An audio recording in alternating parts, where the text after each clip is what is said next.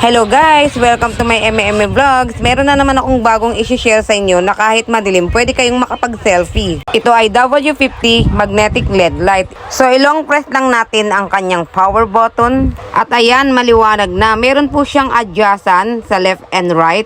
Kapag gusto nyong mag-change ng color, meron siyang warm, neutral, and white. And this is perfect for travel. Pwede rin po siyang i-fold at itago sa mga pocket nyo. At kung gusto nyo itong pahabain, i-pull nyo lang siya ng ganito. Dahil magagamit nyo po yan sa lahat ng anggulo. Mamaya ipapakita ko sa inyo kung paano ito gamitin. Ito po yung kanyang manual at meron po siyang charging cable na Type-C. So ayan guys, dahil magnetic siya, madali lang po siyang ilagay sa ating mga cellphone. At pwede po siyang gawing stand phone kapag gusto nyong manood ng mga TikTok. At kapag gusto na ninyong mag-selfie, pwede po sa top ang ilaw at pwede rin po sa gilid. Adjustable naman ito kaya kayo na ang bahala kung paano nyo ito gamitin. O ayan, pwede ka nang mag-content at mabibili ito sa Shopee for only 300 pesos. So ayan guys, thank you for watching and see you on my next video. Bye!